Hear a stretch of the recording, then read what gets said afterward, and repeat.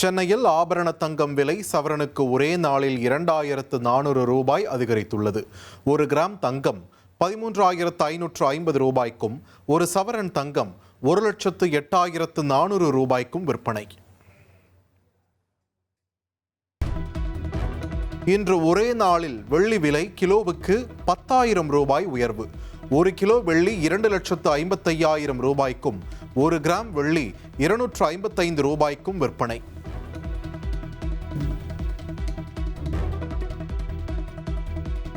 வடமேற்கு வங்கக்கடலோர பகுதியில் காற்றழுத்த தாழ்வு பகுதி உருவாகியுள்ளது. தேனி, கோவை, நீலகிரி ஆகிய மாவட்டங்களில் கனமழை பெய்ய வாய்ப்புள்ளதாக சென்னை வானிலை ஆய்வு மையம் எச்சரிக்கை விடுத்துள்ளது.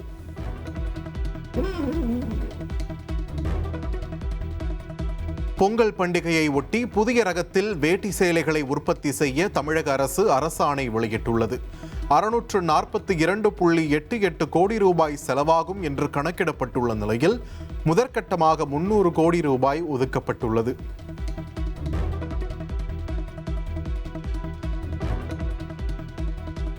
சென்னையில் தாயுமானவர் திட்டத்தில் ஜூலை 4 மற்றும் 6 ஆகிய தேதிகளில் முதியோர் மற்றும் மாற்றுத்திறனாளிகள் இல்லத்திற்கே சென்று ரேஷன் பொருட்கள் விநியோகம். 990 நியாய விலைக் கடைகளின் விற்பனையாளர்கள் அத்தியாவசிய பொருட்களை வீடு தேடி விநியோகம் செய்ய உத்தரவு.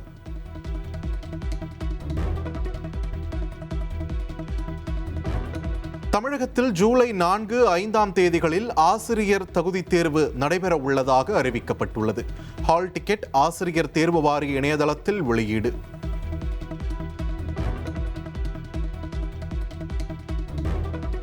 தனியார் கல்லூரிகளில் பிஎஸ்சி, பிஃபார்ம், பிபிடி உள்ளிட்ட துணை மருத்துவ படிப்புகளுக்கு முதல் முறையாக கட்டணம் நிர்ணயம்.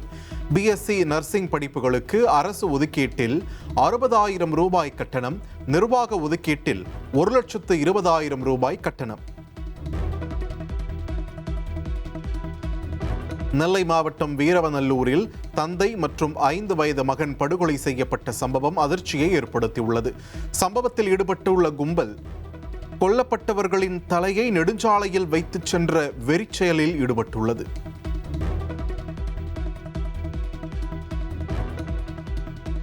பைக்கில் வந்தவர்கள் மீது காரை வைத்து மோதி கொலைவெறி தாக்குதல் நடந்துள்ளது.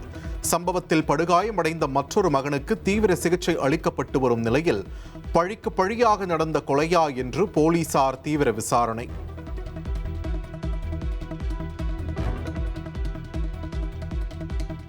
எட்டு பைக்குகள் ஒரு காரில் வந்த கும்பல் வழிமறித்து வெட்டியதாக நெல்லை இரட்டை கொலை சம்பவத்தில் உயிர் தப்பிய சின்னதுரை பேட்டி.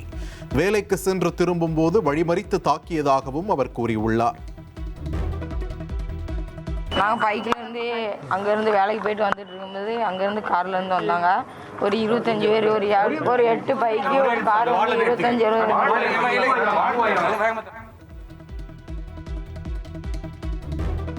அதிமுகவிலிருந்து விலகிய முன்னாள் அமைச்சர்கள் சி. விஜயபாஸ்கர் மற்றும் எம்.ஆர். விஜயபாஸ்கர் உள்ளிட்டோர் தாவேக்காவில் இணைந்தனர்.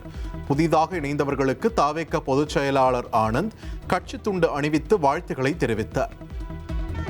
எம்.ஆர். விஜயபாஸ்கர் அவர்களுக்கும் தமிழக வெற்றி கழகத்தினுடைய பொதுச் செயலாளர் மரியாதைக்குரிய மாண்புமிகு அமைச்சர் திரு ஆனந்த் அவர்கள் தமிழக வெற்றி கழகத்தில் இணைத்துக் கொள்ளக்கூடிய அந்த அற்புத காட்சி இதோ.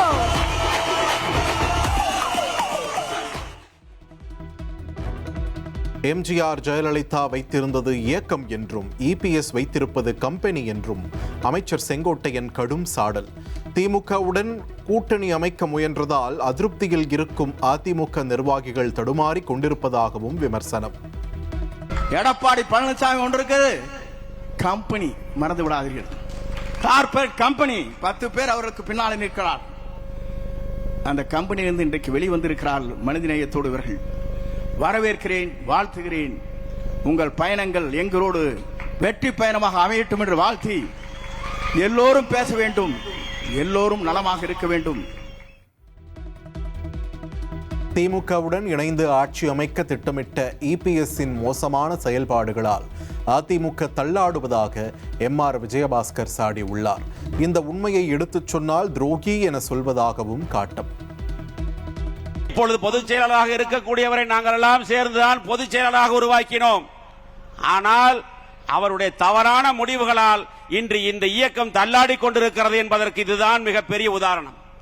உண்மையை சொன்னால் துரோகி என்று சொல்கிறார். உண்மையை எடுத்து சொன்னால் யார் துரோகி என்பதை நீங்கள் புரிந்து கொள்ள வேண்டும். இன்றைய நிகழ்வு வெறும் ட்ரெய்லர் தான். இதனுடைய முழுமையான மெயின் பிக்சரை டெல்டாவில் காட்டுவோம் என்று சி விஜயபாஸ்கர் அதிரடி பேச்சு. முதலமைச்சர் விஜயின் அனுமதியை பெற்று டெல்டாவில் மீண்டும் இணைப்பு விழா நடத்துவோம் என்றும் கூறியுள்ளார். இது வெறும் ட்ரெய்லர். மெயின் பிக்சரை நம்முடைய தலைமையினுடைய முதலமைச்சருடைய அனுமதியை பெற்று டெல்டா மண்ணில் நம் தமிழக வெற்றி தலைவர்களுடைய ஆணைக்கிணங்க தமிழ்நாடே திரும்பி பார்க்கின்ற அளவிற்கு மாபெரும் இணைப்பு விழாவை, இன்னொரு இணைப்பு விழாவை, மாற்றத்திற்கான மக்களின் உணர்வை உலகறிய செய்வோம்.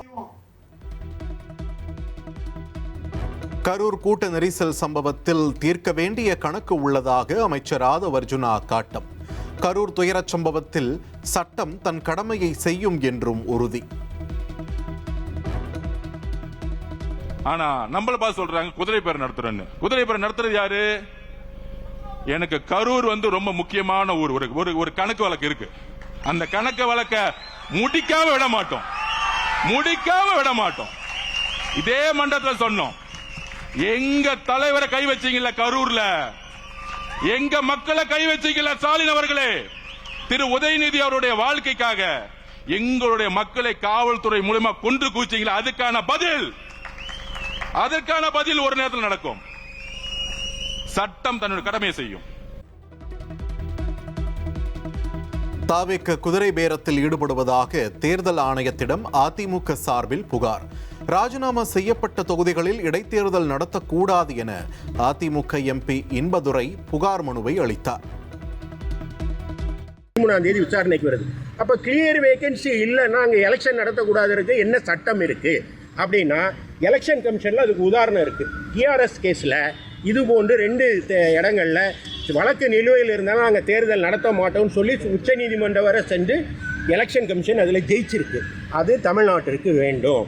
பிசி ஜார்ஜ் வழக்குன்னு ஒன்று இருக்குது. அந்த வழக்கில் இதே மாதிரி தான் முகமது ஃபைசல் அப்படின்னு சொல்லி லட்சத்தீவு எம்பி வழக்கிலையும் அவசரமாக விசாரணை நிலுவையில் இருக்கும்போது அங்கு தேர்தல் நடத்தக்கூடாதுங்கிறது உச்சநீதிமன்றத்தினுடைய தீர்ப்பு. எங்கெல்லாம் சட்டம் இல்லையோ அங்கெல்லாம் நீதிமன்ற தீர்ப்புகள் பேசும், வழிகாட்டும். அப்போ உச்சநீதிமன்ற தீர்ப்பின்படி அங்கு தேர்தல் நடத்தக்கூடாதுன்னு ஒரு கம்ப்ளைண்ட் கொடுத்துருக்கோம், ரெப்ரசன்டேஷன் கொடுத்துருக்கோம். Not to notify the election R conducting the election இன் 6 தொகுதிகளில். எம்எல்ஏக்களை பணம் கொடுத்து வாங்குவதுதான் குதிரை பேரம், அதுதான் ஹார்ஸ் ட்ரேடிங். எம்எல்ஏக்கள் சுயமாக வேறு கட்சிக்கு போவது horse racing. Congress MP Praveen Chakravarthy விளக்கம். காசு கொடுத்து வாங்கிறது அதுதான் குதிரை பேரம், அதுதான் ஹார்ஸ் ட்ரேடிங். ஹார்ஸ் ட்ரேடிங் அதாவது ஆஃபர் பண்ணியிருக்காங்கன்னு சொல்றாங்களே, அதே இல்லீகல். நம்ம சட்டப்படி அதை கொடுத்தாலே, அந்த பேச்சு எடுத்தாலே இல்லீகல், தவறு. அது ஹார்ஸ் ட்ரேடிங்கா? இங்க எம்எல்ஏக்கள் சுயமா ராஜினாமா செஞ்சு வேற கட்சிக்கு போறாங்க. அதான் இது ஹார்ஸ் ரேசிங், அது ஹார்ஸ் ட்ரேடிங். தாவேக எம்எல்ஏக்களிடம் பேரம் பேசிய விவகாரத்தில் முன்னாள் அமைச்சர் செந்தில் பாலாஜி மற்றும் அவரது சகோதரர் அசோக் குமாரை தேடும் போலீசார். கரூரில் உள்ள பண்ணை வீடு உள்ளிட்ட பல இடங்களில் தனிப்படை போலீசார் விசாரணை. ஆட்சி அதிகாரத்தில் இல்லாததை திமுகவினரால் ஏற்க முடியவில்லை என்று சிபிஎம் மாநில செயலாளர் சண்முகம் சாடியுள்ளார்.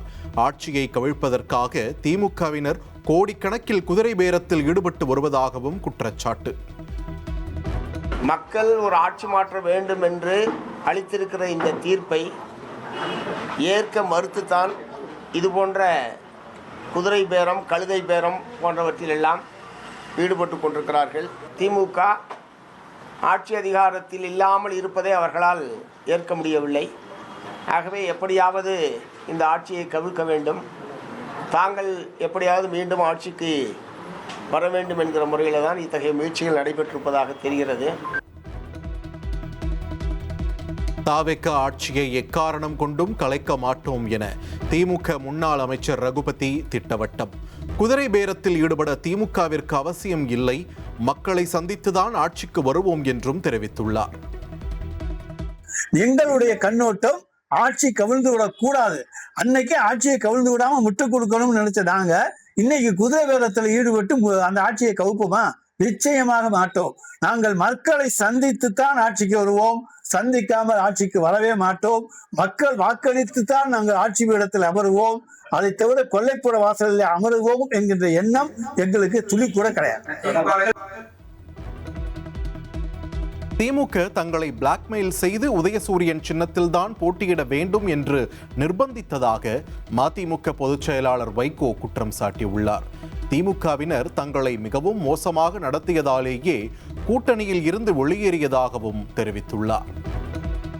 எங்களை நிர்பந்தப்படுத்தி பிளாக்மெயில் பண்ற மாதிரி செய்துதான் இந்த 4 சீட்டை கொடுத்து ஒத்துக்கிட வச்சாங்க. அவங்க சின்னத்தில் நிற்கணும்னாங்க.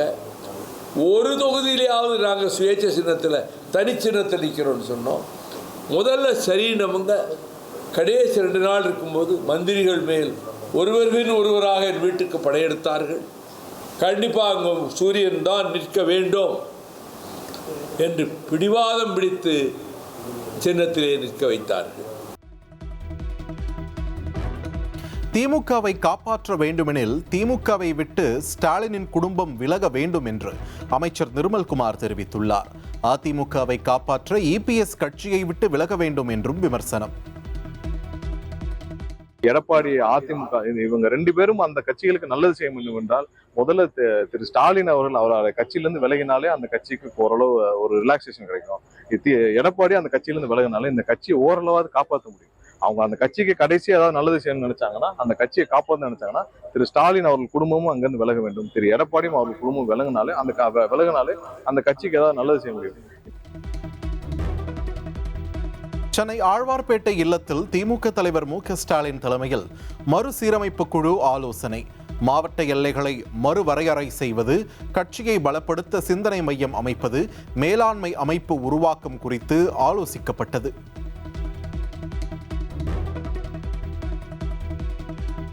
சட்டமன்ற தேர்தல் முடிவுகள் தொடர்பாக ஜூலை 6 முதல் 9ஆம் தேதி வரை அதிமுகவின் ஆலோசனை கூட்டம் நடைபெற உள்ளதாக இபிஎஸ் அறிவித்துள்ளார். கட்சியின் வளர்ச்சி பணிகள் குறித்தும் நிர்வாகிகளுடன் ஆலோசிக்கப்பட உள்ளதாக அவர் கூறியுள்ளார்.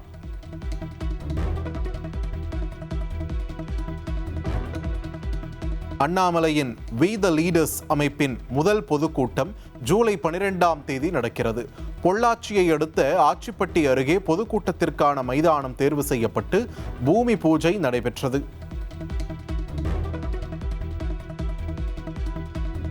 பீகார், மத்திய பிரதேசம், குஜராத் மாநிலங்களில் இடைத்தேர்தலுக்கான தேதியை தேர்தல் ஆணையம் அறிவித்துள்ளது. தமிழகத்தில் 7 தொகுதிகள் காலியாக உள்ள நிலையில் எப்போது தேர்தல் என்ற பரபரப்பு எழுந்துள்ளது.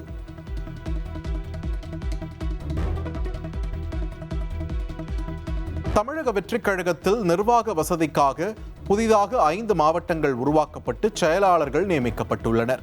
அதன்படி காஞ்சி தெற்கு, திருவண்ணாமலை வடமேற்கு, நெல்லை தென்கிழக்கு, மத்திய வடக்கு மாவட்டங்கள் உருவாக்கப்பட்டுள்ளன.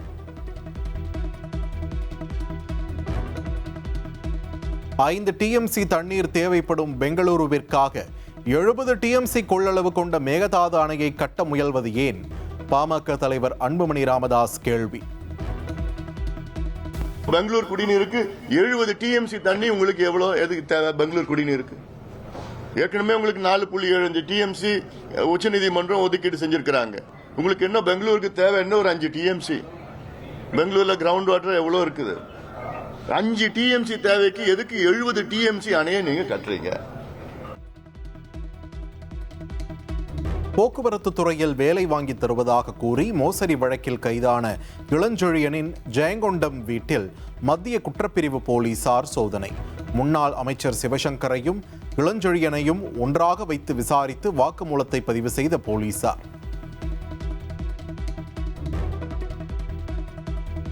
பெண்கள் குறித்து சர்ச்சை கருத்து தெரிவித்ததாக முன்னாள் அமைச்சர் பொன்முடி மீதான வழக்கை 6 மாதங்களில் முடிக்க ஜார்ஜ் டவுன் நீதிமன்றத்திற்கு உத்தரவிட்ட உயர்நீதிமன்றம் பொன்முடியின் மனுவையும் தள்ளுபடி செய்தது.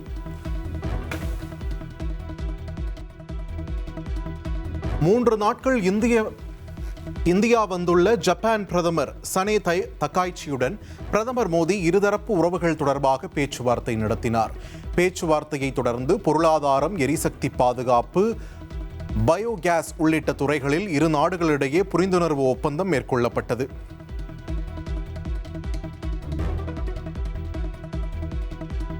ஜப்பான் பிரதமர் சனே தக்காய்ச்சியை அன்பு தங்கை என்று குறிப்பிட்டு பிரதமர் மோடி பேசினார். கடந்த ஓராண்டில் 120 புதிய வணிக ஒப்பந்தங்கள் மற்றும் $10 பில்லியன் மதிப்பிலான முதலீட்டு உறுதிப்பாடுகள் இருதரப்பு உறவுகளை வலுப்படுத்தி உள்ளதாகவும் அவர் கூறினார்.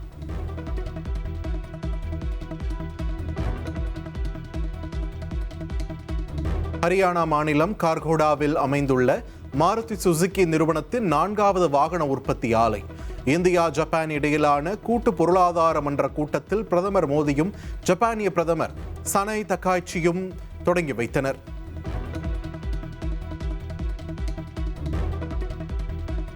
இந்தியா வந்துள்ள ஜப்பான் நாட்டின் முதல் பெண் பிரதமரான சனே தக்காய்ச்சி டெல்லியில் நடைபெற்ற கலாச்சார விருந்து நிகழ்ச்சியில் சந்தூர் இசைக்கருவியை வாசித்து அசத்தினார். இந்த வீடியோவை பிரதமர் மோடி தனது இன்ஸ்டாகிராமில் பகிர்ந்துள்ளார்.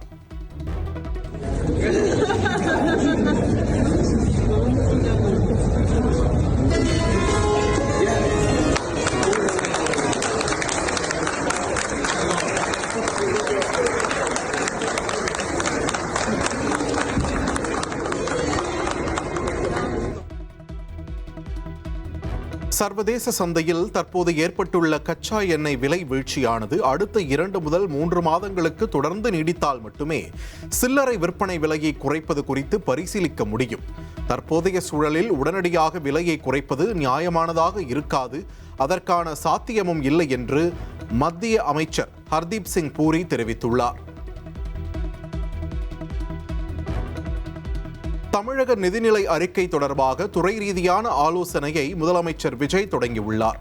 ஆகஸ்ட் முதல் வாரத்தில் பட்ஜெட் தாக்கல் செய்யப்படலாம் என கூறப்படும் நிலையில் வரும் 22ஆம் தேதி வரை ஆலோசனை நடைபெறுகிறது. கன்னியாகுமரியில் அணுக்கனிம சுரங்க கால நீட்டிப்பு அரசாணையை ரத்து செய்ய வேண்டும் என முதலமைச்சர் விஜயை சந்தித்து அமைச்சர் ராஜேஷ்குமார் கோரிக்கை. மக்களை பாதிக்கும் எந்த ஒரு திட்டத்தையும் அனுமதிக்க மாட்டோம் என முதலமைச்சர் விஜய் உறுதி. ரியல் எஸ்டேட் விளம்பரங்களில் விதிமீறல்கள் இருந்தால் 50,000 ரூபாய் முதல் 5 லட்சம் ரூபாய் வரை அபராதம் விதிக்கப்படும். தமிழ்நாடு ரியல் எஸ்டேட் ஒழுங்குமுறை ஆணையம் அதிரடி உத்தரவு. பொறுப்பு ஆளுநர் அர்லேக்கர் கீர்த்தி சக்ரா விருது பெற்ற தேனியைச் சேர்ந்த ராணுவ வீரர் மீனாட்சி சுந்தரத்திற்கு பொன்னாடை போர்த்தி நினைவு பரிசு வழங்கி கௌரவித்தார். காஷ்மீரில் தீவிரவாதிகளுக்கு எதிரான சண்டையின் போது காயத்துடன் தீரத்துடன் போராடியவர் மீனாட்சி சுந்தரம்.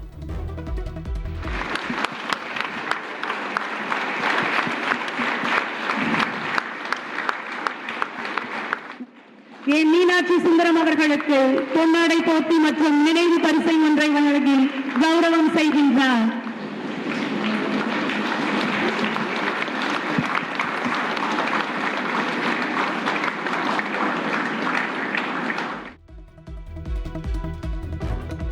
தமிழகத்தில் அரசு வழக்கறிஞர்கள் நியமனத்தில் காங்கிரஸ் பரிந்துரை பட்டியல் வெளியான விவகாரம். வழக்கறிஞர்கள் நியமனத்தில் அரசு நேர்மையாக நடந்து கொள்ளும் என நீதிமன்றம் நம்புவதாக உயர்நீதிமன்ற மதுரை அமர்வு நீதிபதிகள் கருத்து.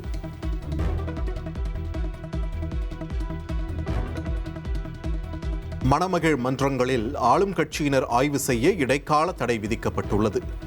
அதிகாரிகள் மட்டுமே ஆய்வு செய்ய வேண்டும் என்று மெட்ராஸ் உயர்நீதிமன்ற மதுரை அமர்வு உத்தரவு.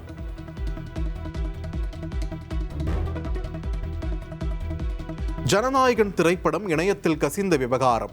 கைதான ரஜினி, ஜெயபிரகாஷ் உள்ளிட்டோரின் ஜாமீன் மனுக்களை தள்ளுபடி செய்து சென்னை உயர்நீதிமன்றம் உத்தரவு. ஜனநாயகன் படத்திற்கு தமிழில் ஏ சான்றிதழ் கிடைக்கப் பெற்றதாகவும் படத்தை இம்மாதமே வெளியிட படக்குழுவினர் திட்டமிட்டு வருவதாகவும் கூறப்படுகிறது. அதன்படி ஜூலை 16 அல்லது ஜூலை 23 ஆகிய தேதிகளில் படம் வெளியாக அதிக வாய்ப்பு என தகவல். மறைந்த இயக்குனர் பாக்யராஜுக்கு திரைப்பட எழுத்தாளர்கள் சங்கம் கௌரவம். நிரந்தர கௌரவ தலைவர் கே பாக்யராஜ் என திரைப்பட எழுத்தாளர் சங்கம் முடிவு.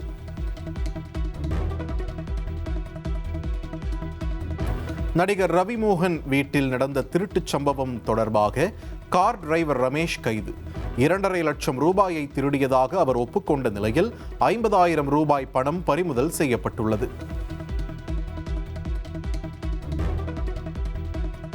ராமநாதபுரம் மாவட்டம் திருவாடானை பேருந்து நிலையத்தில் தாய் மகன் மீது கொடூர தாக்குதல். அதிர்ச்சி சம்பவத்தின் வீடியோ சமூக வலைதளங்களில் பரவி வருகிறது.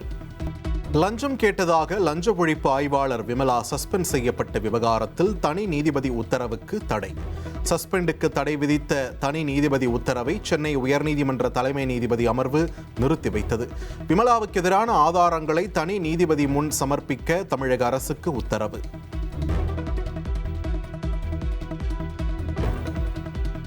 திருவள்ளூர் ஆலையில் இருந்து அமோனியா வாயு அகற்றும் பணி 4 மற்றும் 5ஆம் தேதிகளில் நடைபெறும் நிலையில் போக்குவரத்து மாற்றம் செய்யப்பட்டுள்ளது. ஆலையில் இருந்து 500 மீட்டர் சுற்றளவு பகுதி தடை செய்யப்பட்ட பகுதியாகவும் அறிவிக்கப்பட்டுள்ளது.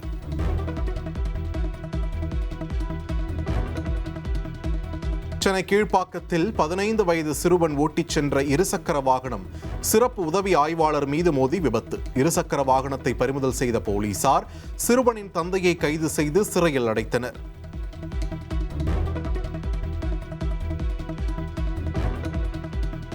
டெல்லியில் தீவிரவாத தாக்குதல் நடத்த திட்டமிட்டிருந்த 4 பேரை போலீசார் கைது செய்துள்ளனர். பாகிஸ்தானின் உளவு அமைப்பான ISIயின் பின்புலத்தில் பஞ்சாப், டெல்லியில் இருந்து செயல்பட்டது விசாரணையில் அம்பலம்.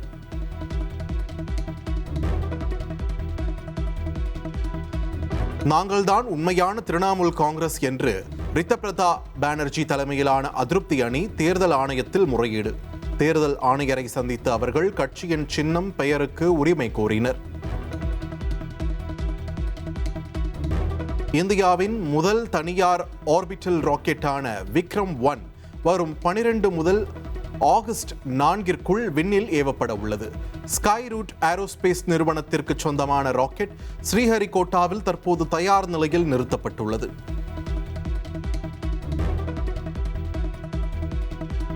உத்தராகண்ட் மாநிலம் ருத்ரபிரயாகில் பெய்த கனமழையால் அலக்நந்தா ஆற்றில் வெள்ளப்பெருக்கு ஏற்பட்டுள்ளது. இரு கரையை தொட்டு வெள்ளம் செல்லும் நிலையில் மாவட்டம் முழுவதும் உஷார் நிலை.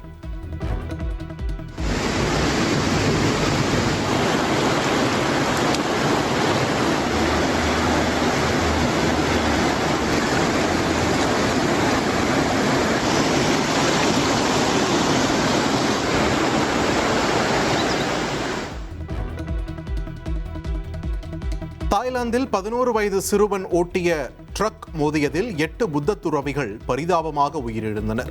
கோர விபத்தில் 20க்கும் மேற்பட்டோர் காயமடைந்த நிலையில் விபத்தை ஏற்படுத்திய சிறுவன் அதிர்ச்சியில் உள்ளதால் விசாரணை தாமதமாவதாக போலீசார் தெரிவித்துள்ளனர்.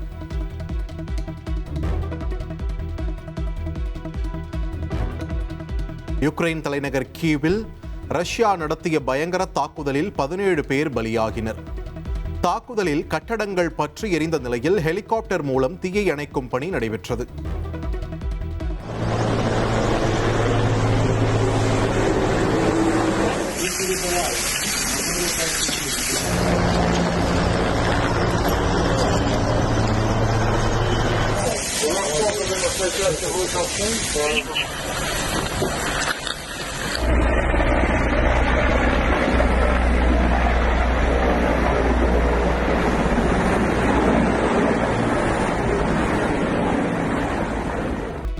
நடிகர் ரஜினிகாந்த் நடித்துள்ள ஜெயிலர் 2 திரைப்படம் அக்டோபர் 15ஆம் தேதி ரிலீஸ். படக்குழு அதிகாரப்பூர்வ அறிவிப்பு. 10வது TNPL கிரிக்கெட் தொடர் ஆகஸ்டில் தொடக்கம். சென்னை சேப்பாக்கம் மைதானத்தில் ஜூலை 3ஆம் தேதி மதியம் வீரர்கள் ஏலம்.